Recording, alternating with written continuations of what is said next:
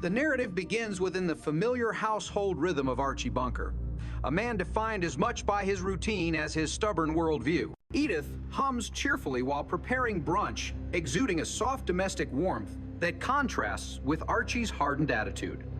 Stephanie sits nearby, diligently completing homework on Asia. When asked what she studies, she answers honestly only for Archie to dismiss Asia as a little country full of godless commie gooks. Stephanie corrects him. Asia is a continent. His response showcases ignorance disguised as confidence, revealing generational friction and casual prejudice.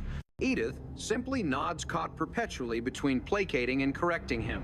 The house feels like a delicate balance: Edith's optimism, Stephanie's curiosity, Archie's cynicism. Archie explains he must hurry to the bar because he and his partner Harry need to hire a new waitress. Boom Boom, their previous employee, quit when her boyfriend was released from jail and asked her to live with him until he's caught again. Archie complains about hunger, then leaves expecting sympathy. Edith tries to show affection by offering brunch, but Archie refuses to eat in bed because there are only two things you do in bed, and one of them is sleep. When Stephanie asks what the other is, he awkwardly answers having headaches. The comedic evasions emphasize his discomfort with intimacy in front of children. At the bar, the hiring process takes an unexpected turn. The applicant is Denise, a woman from Archie's past. Their reunion stirs awkwardness, nostalgia, and unspoken attraction. Harry hovers clueless. Denise and Archie dance verbally around the memory they share that night, which nearly blossomed into infidelity. Denise asks why Archie didn't stay with her that night. He fumbles he loved Edith and was afraid. Their chemistry hints at emotional infidelity more than physical. When Edith later arrives to help, she meets Denise without jealousy. Denise unravels the truth: 2 small kisses and 1 dance, nothing more. Because she refuses to be the cause of turmoil, Denise quits.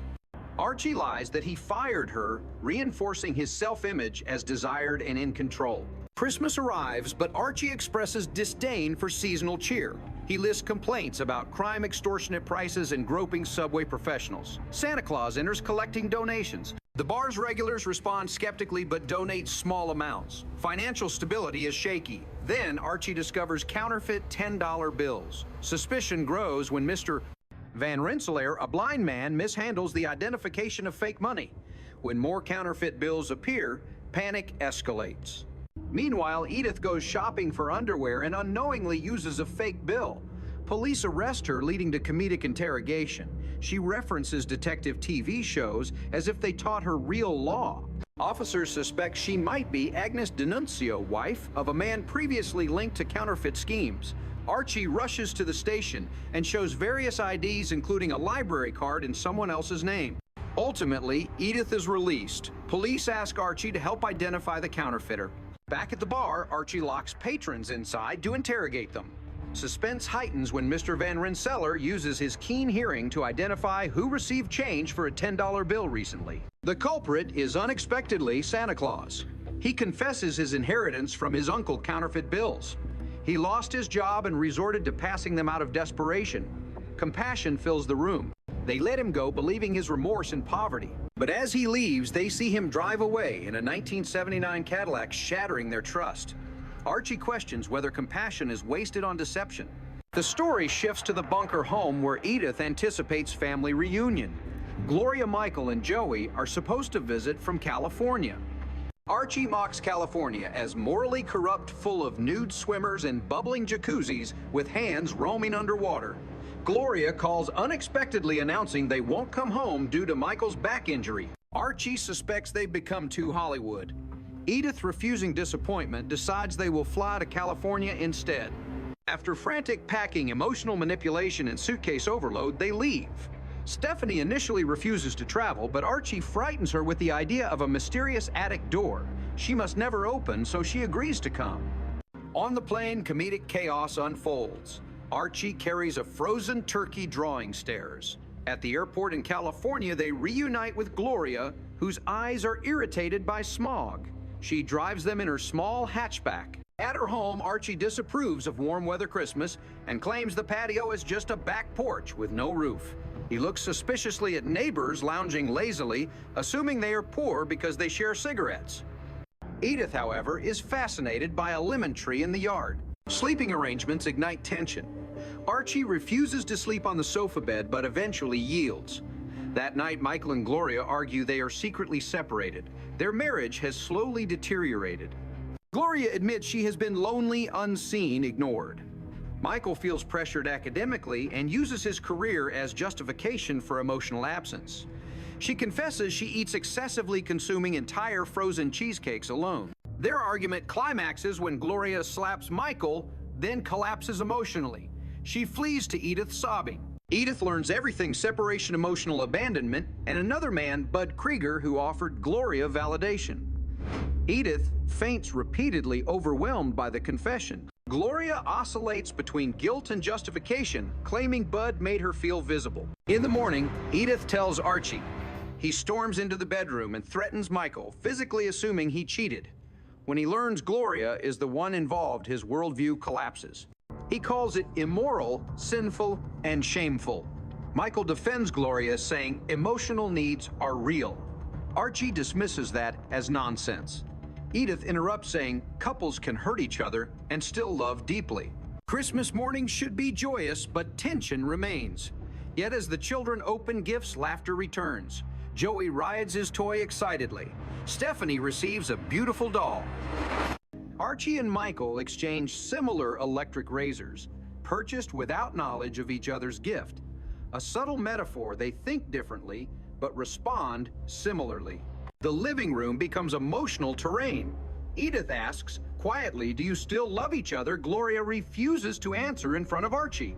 Michael hesitates, saying he's unsure. Edith says that uncertainty itself is proof of care. True indifference would be silent. Over the next day, the family interacts gently. Gloria and Michael begin speaking softly instead of shouting. They reflect on where disconnect began, not in betrayal, but in neglect. Gloria says she stopped feeling visible. Michael admits he focused on career ambition, forgetting intimacy. Archie's simplistic worldview crumbles. Emotional nuance confuses him. He stands outside on the patio later that night, staring at lemon trees, contemplating change. Warm air feels wrong but comforting. Slowly, the idea dawns that the world can be different without being dangerous. The next afternoon, the family goes to a park near the coast. Sunlight warms their faces. Children fly a kite. The metaphor is obvious but meaningful: fragile connections lifted by wind rather than force. Gloria and Michael sit closely, their knees touching. They promise to try therapy. Their silence becomes comfortable again, intimate rather than empty. Returning home, Archie watches from a distance. He notices each small gesture: Michael helping Gloria carry groceries, Gloria smoothing Joey's hair, Edith laughing gently. He sees hope in subtlety. When they pack to return to New York, Gloria hugs Edith tightly. Archie quietly pockets a seashell from the California beach, unwilling to admit sentiment. Back home, everything looks as before: the dried needles of the neglected Christmas tree, the familiar furniture, the mysterious attic door.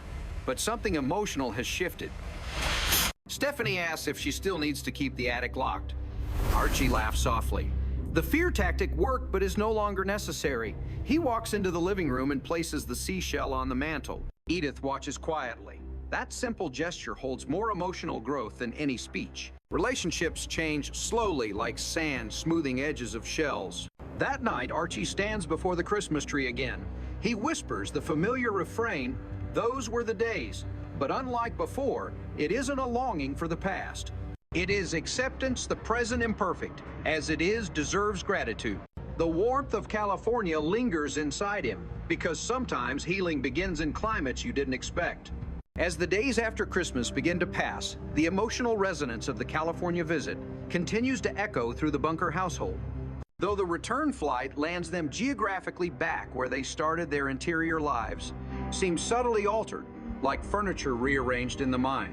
Archie steps into his living room, breathing in familiar air, almost surprised by how heavy it feels compared to the breezy Californian climate. He immediately resumes his complaints, grumbling about luggage seats too small for regular-sized Americans in airline meals. Edith hums softly, as if wrapping his words in bubble wrap. Stephanie darts to her room, eager to unpack seashells and trinkets she collected near the coast, each object tied to memories she cannot yet articulate. That evening, Archie slumps into his armchair with a groan.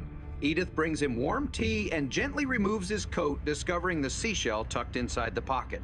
She looks at him with a knowing smile. Archie snatches it, self-consciously muttering excuses about sea trash. Still, he places it on the mantel. It sits there unobtrusively, but symbolically, proof that California touched even the most immovable man. Meanwhile, life quietly returns to routine. Stephanie goes back to school. Edith visits neighbors. Archie resumes work at the bar. Harry greets him with exaggerated relief, complaining about managing things alone, though in truth, little chaos occurred in his absence. The bar's holiday tinsel still hangs crookedly, an accidental metaphor festive but strained by gravity. Patrons shuffle inside with their usual banter.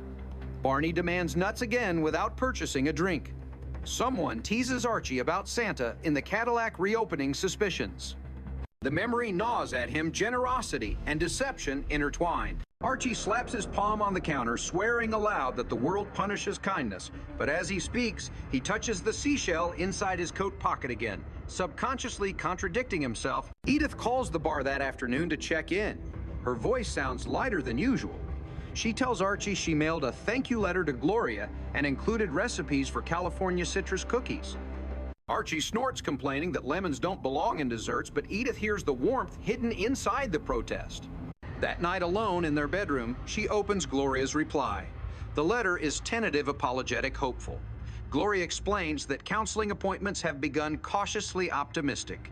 We are talking, she writes, not shouting. The line moves Edith to tears. She presses the letter to her chest, whispering gratitude. She prays silently for their hearts, like one would pray for fragile wings learning to fly. Archie sees her crying and assumes disaster. He demands explanations, but when Edith hands him the letter, he reads slowly, tracing each word with suspicion. When he finishes, he folds the paper gently, gentler than expected, and stares at the floor. The silence between them becomes a mutual exhale. Finally, with eyes avoiding hers, he mutters, "Good, fine." Long as that Bud Krieger keeps his distance. Edith kisses his cheek. Days stretch onward. Winter settles in New York. Snow gathers near doorsteps, something Archie finds comfortingly predictable. He shovels every morning with grunts and curses, but inside he is grateful to feel needed. Stephanie joins him outside, occasionally carving patterns in the snow with her boots. She laughs when he complains that snow tastes better in the old days. Inside, Edith hangs the seashell beside a framed photograph of the family. Its placement is subtle but intentionally sacred. Each week, Gloria writes more letters. They become increasingly personal updates about counseling progress, stories about Joey's drawings, reflections about identity and marriage. She writes that California is warm but sometimes lonely. It's strange, she says, how you can feel cold in sunlight. Michael also sends a short letter apologizing again for distance, promising change. Archie pretends to ignore it, but after dinner he rereads it privately. As February approaches, Archie and Edith host friends. Conversation flows effortlessly until one guest jokingly asks how California survived the bunkers. Archie laughs dismissively. Edith answers softly, "We survived California just the same." The words carry unintended depth. Survival is not combat, but adaptation. Meanwhile, the counterfeit Santa saga lingers. Months later, police eventually catch him for unrelated fraud. Archie hears the news at the bar and nods knowingly. Once a crook, always a crook, he declares. But when he walks home afterward, he touches the seashell again. Something in him resists the temptation to conclude so easily. Redemption is not linear. One spring afternoon, Gloria phones unexpectedly. She cries tears of relief. Counseling is working. Tension is softening. Meals are shared. Laughter is returning. She thanks Edith for listening, thanking her not just as mother, but as a mirror reflecting potential back at her. Edith listens with quiet joy. When the call ends, she feels the first sun of spring in her chest. Archie, pretending not to care, asks casually from his chair, "So, what did she say exactly?" His facade is transparent. Edith smiles and answers softly. She said, "They're trying." Archie nods and grumbles something about better not waste their time, but his tone is soft. Later that evening, he polishes the seashell with a napkin when nobody is watching. In summer, Gloria writes again. She and Michael attended a marriage retreat recommended by their therapist. They learned to argue without destruction, to celebrate each other's existence, to say thank you for simple tasks. Joey draws them again, this time with bigger smiles. Gloria sends the picture to Edith, who frames it immediately. In the fall, Archie and Edith decide to visit California again, not because guilt compels them, but because they want to. They board a plane with smaller luggage and fewer complaints. The turkey stays home. On arrival, Gloria greets them not with smog-burned eyes, but rested expression. Michael shakes Archie's hand firmly without resentment. The light in their house feels warmer. The lemon tree sways gently. Stephanie jokes she is now too old to fear attic doors. They share meals jokes, minor frustrations, all without explosion. One evening after Joey falls asleep, Archie sits on the patio alone. He watches constellations foreign to his New York sky. Michael joins him. They sit in silence at first. Then Michael says something Archie never expected. "Thank you for pushing me to care." Archie scoffs, but doesn't deny it. He mumbles, "Just don't let her down," again, then stands limping slightly as if the weight of his wisdom is physical. On their last night, Gloria hugs Edith again. This time there are no tears, only steady breath. "We're okay," she whispers. Edith replies, "I know." When returning home, Archie leaves something on the patio table, a small New York subway token sealed in tape. A quiet symbol that identity can be shared across worlds. Back in New York, fall leaves scatter across sidewalks. Archie resumes bar duties, cracking jokes, complaining about modernity, but occasionally defending therapy, marriage effort, and second chances. Regulars stare stunned. Barney jokes that Archie must have been swapped in California by aliens. Archie smirks, tosses peanuts at him, and mutters, "Maybe I just learned something, Meathead Jr." Back home, Edith adds the new California seashell to the mantle. The display now includes 2 shells, past and present. Archie claims he hates decorations, but when dusting, he wipes them first and most gently. Winter returns once more. Snow falls like soft applause across rooftops. Stephanie sits by the fireplace reading. Archie sits near the Christmas tree.